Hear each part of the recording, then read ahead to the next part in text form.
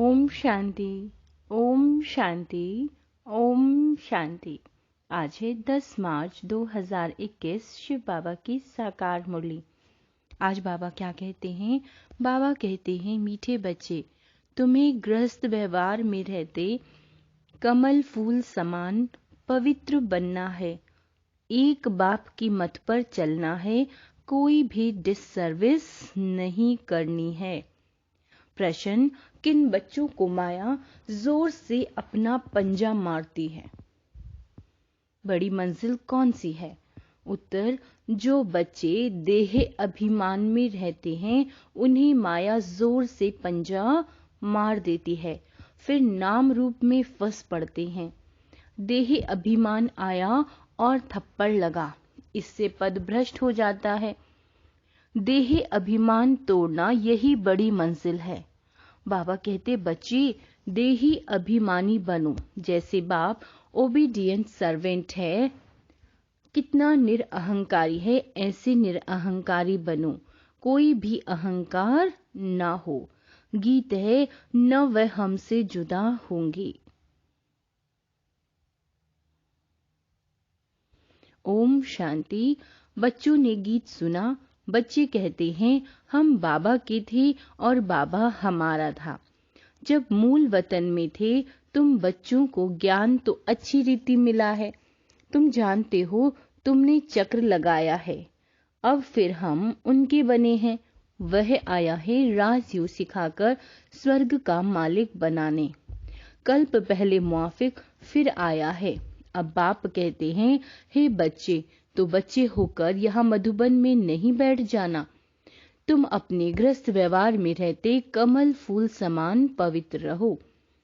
कमल का फूल पानी में रहता है, परंतु पानी से ऊपर रहता है, उन पर पानी लगता नहीं।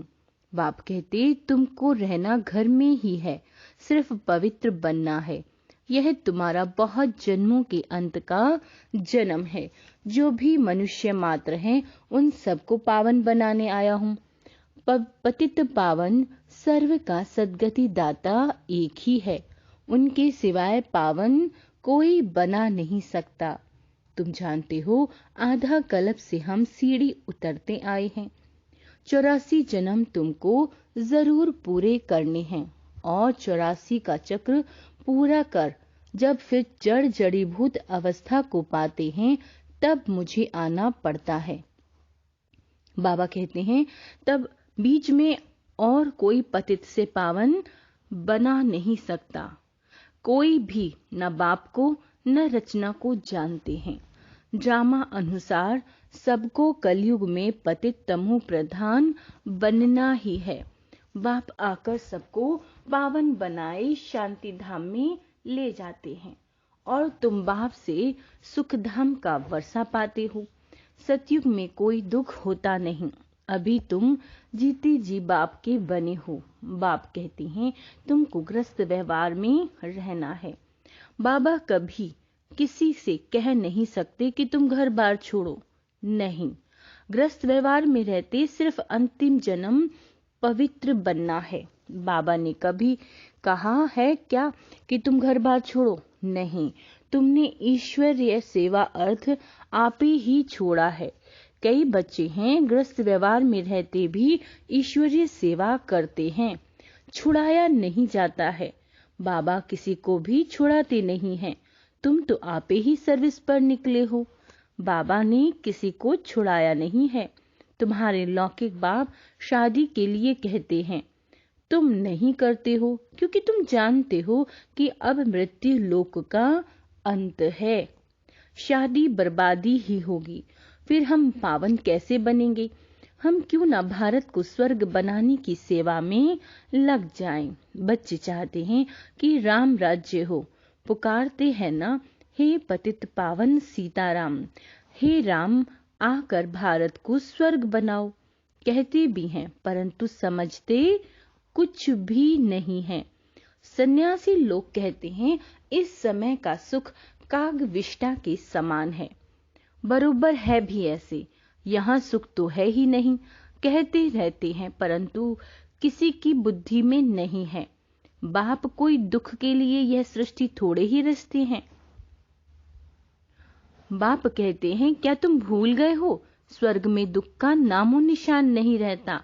वहां कंस आदि कहां से आए। अब बेहद का बाप जो सुनाते हैं उनकी मत पर चलना है। अपनी मनमत पर चलने से बर्बादी कर देते हैं। आश्चर्यवत सुनंती कथंती भगंती वह ट्रेटर बनंती। कितनी जाकर डिससर्विस करते हैं, उनका फिर क्या होगा। हीरे जैसा जीवन बनाने बदले कौड़ी मिसल बना देते हैं। पिछाड़ी में तुमको सब अपना साक्षात्कार होगा। ऐसी चलन के कारण यह पद पाया। यहाँ तो तुमको कोई भी पाप नहीं करना है, क्योंकि तुम पुण्य आत्मा बनते हो। पाप का फिर 100 गुना दंड हो जाएगा। भल स्वर्ग में तो आएंगे, परंतु बिल्कुल ही कम पद। यहाँ तुम राजयोग सीखने आए हो, फिर प्रजा बन जाते हो। मर्तबे में तो बहुत फर्क है ना, यह भी समझाया है। यज्ञ में कुछ देते हैं, फिर वापस ले लेते हैं, तो चांडाल का जन्म मिलता है। कई बच्चे फिर चलन भी ऐसी चलते हैं जो पद कम हो जाता है।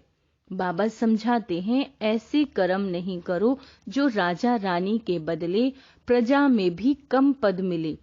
यज्ञ में स्वाहा होकर भागंती होते तो क्या जाकर बनेंगे, यह भी बाप समझाते हैं। बच्चे, कोई भी विकर्म नहीं करो, नहीं तो 100 गुना सजाएं मिलेंगी। फिर क्यों नुकसान करना चाहिए। यहाँ रहने वालों से भी जो गृहस्थ व्यवहार में रहते हैं, सर्विस में रहते हैं, वे बहुत उच्च पद पाते हैं। ऐसे बहुत गरीब हैं, 8 आना व रुपया भेज देते हैं, और जो भल यहाँ 1000 भी देवें तो भी गरीब का उच्च पद हो जाता है, क्योंकि वह कोई पाप कर्म नहीं करते। पाप करने से 100 गुना बन जाएगा। तुमको पुण्य आत्मा बन सबको सुख देना है। दुख दिया तो फिर ट्रिब्यूनल बैठती है, साक्षात्कार होता है कि तुमने यह किया, अब खाओ सजा।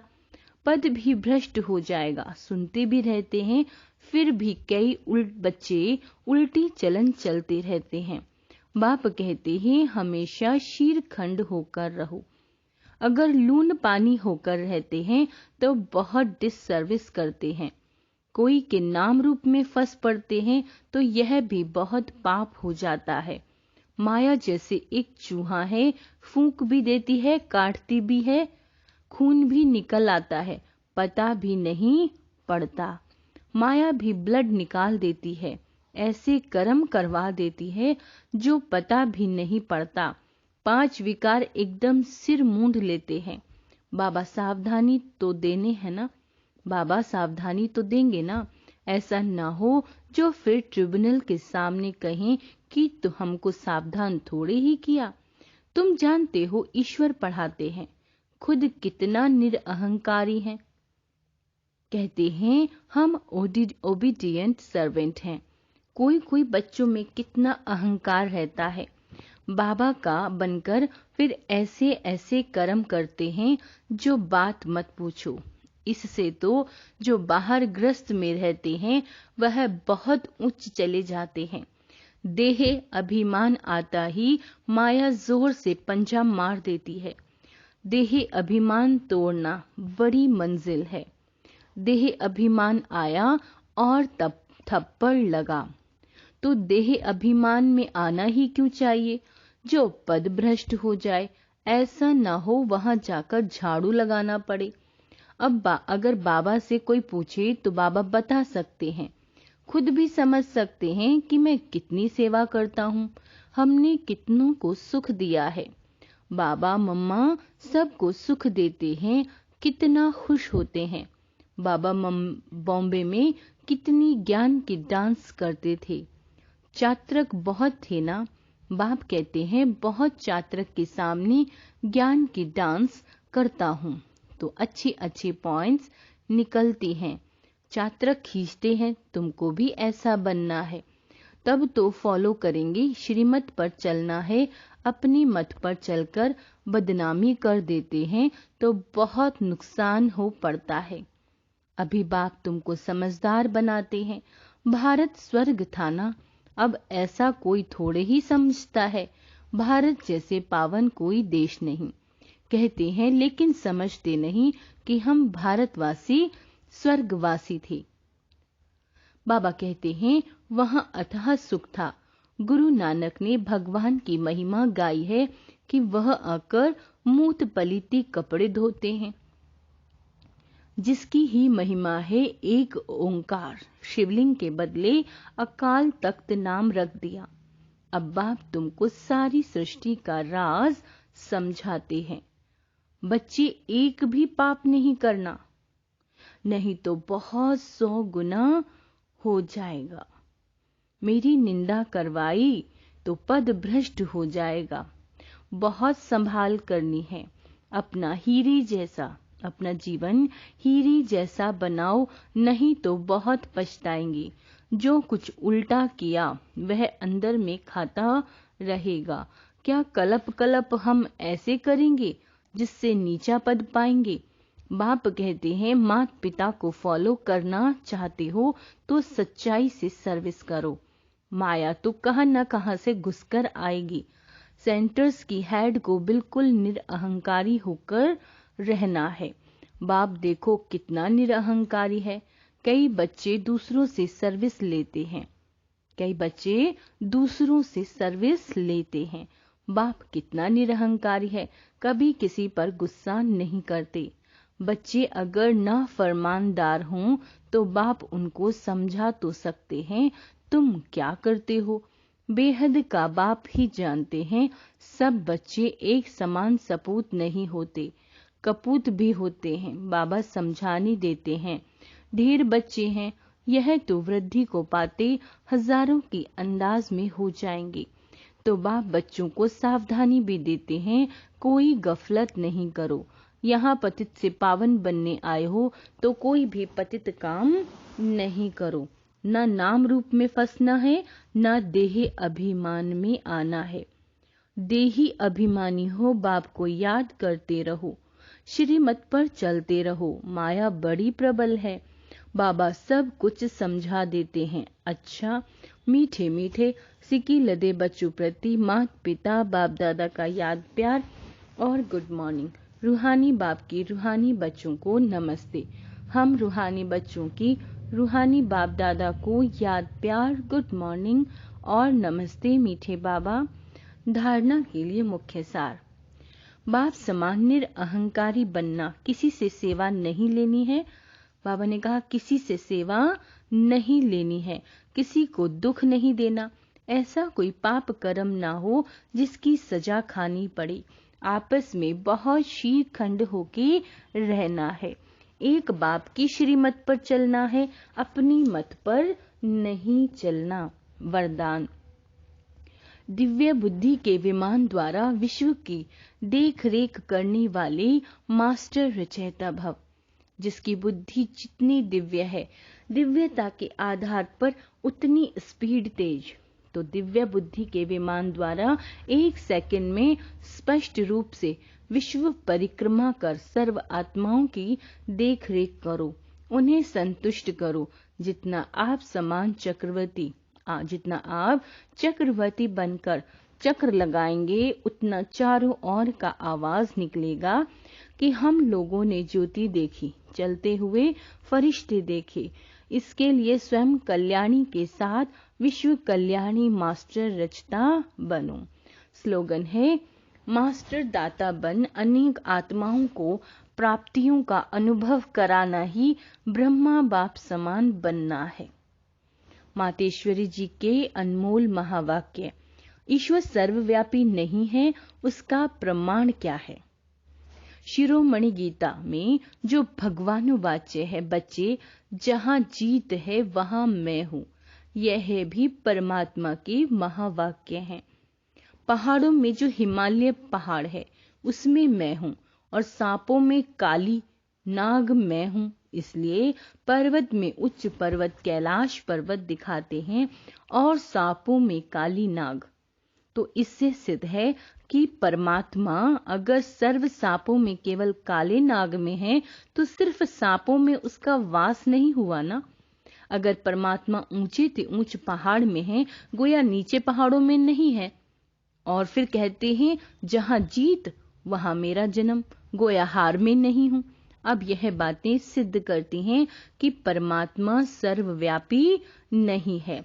एक तरफ ऐसे भी कहते हैं और दूसरी तरफ ऐसे भी कहते हैं कि परमात्मा अनेक रूप में आते हैं। जैसे परमात्मा को 24 अवतारों में दिखाया है, कहते हैं कच्छ मच्छ आदि सब में परमात्मा की हैं। अब यह तो उन्हों का मिथ्य ज्ञान है, ऐसे ही परमात्मा को सर्वत्र समझ बैठे हैं, जबकि इस समय कलयुग में सर्वत्र माया ही व्यापक है। तो फिर परमात्मा व्यापक कैसे ठहरा? गीता में भी कहते हैं कि मैं फिर माया में व्यापक नहीं हूं। इससे सिद्ध है कि परमात्मा सर्वत्र नहीं है। दूसरा, निराकारी दुनिया परमात्मा, आत्मा और परमात्मा के रहने का स्थान। अब यह तो हम जानते हैं कि जब हम निराकारी दुनिया कहते हैं तो निराकार का अर्थ यह नहीं कि उनका कोई आकार नहीं है। जैसे हम निराकारी दुनिया कहते हैं तो इसका मतलब है जरूर कोई दुनिया है, परंतु उसका स्थूल सृष्टि मौखिक आकार नहीं है। ऐसे परमात्मा निराकार हैं, लेकिन उनका अपना सूक्ष्म रूप अवश्य है। तो हम आत्मा और परमात्मा का धाम निराकारी दुनिया है। तो जब हम दुनिया अक्षर कहते हैं तो इससे सिद्ध है वो दुनिया है और वहां रहता है, तभी तो दुनिया नाम पड़ा। अब दुनियावी लोग तो समझते हैं परमात्मा का रूप भी अखंड ज्योति तत्व है, वो हुआ परमात्मा के रहने का ठिकाना, जिसको रिटायर्ड होम कहते हैं। तो हम परमात्मा के घर को परमात्मा नहीं कह सकते। अब दूसरी है आकारी दुनिया, जहां ब्रह्मा विष्णु शंकर देवताएं आकारी रूप में रहते हैं, और यह है साकारी दुनिया, जिनके दो भाग हैं। एक है निर्विकारी स्वर्ग की दुनिया, जहां आधा कल्प सर्वदा सुख है, पवित्रता और शांति है। दूसरी है विकारी दुनिया, कलयुगी दुख और अशांति की दुनिया। अब वो दो दुनियाएं क्यों कहते हैं? क्योंकि यह जो मनुष्य कहते हैं स्वर्ग और नरक दोनों परमात्मा की रची हुई दुनिया है। इस पर परमात्मा के महावाक्य हैं, बच्चे मुझे कोई दुख की दुनिया नहीं रची, मैंने दुनिया रची है वो सुख की रची है। अब यह जो दुख और अशांति की दुनिया है वो मनुष्य आत्माएं अपने आप को और मुझ परमात्मा को भूलने के कारण यह हिसाब किताब भोग रहे हैं। बाकी ऐसे नहीं, जिस समय सुख और पुण्य की दुनिया है वहां कोई सृष्टि नहीं चलती। हाँ, अवश्य जब हम कहते कि वहां देवताओं का निवास स्थान है तो वहां सब प्रवृत्ति चलती थी, परंतु इतना जरूर था, वहां विकारी पैदाइश नहीं थी, जिस कारण इतना कर्म बंधन नहीं था। उस दुनिया को कर्म बंधन रहित स्वर्ग की दुनिया कहते हैं। तो एक है निराकारी दुनिया, दूसरी है आकारी दुनिया, तीसरी है साकारी दुनिया। अच्छा, ओम शांति।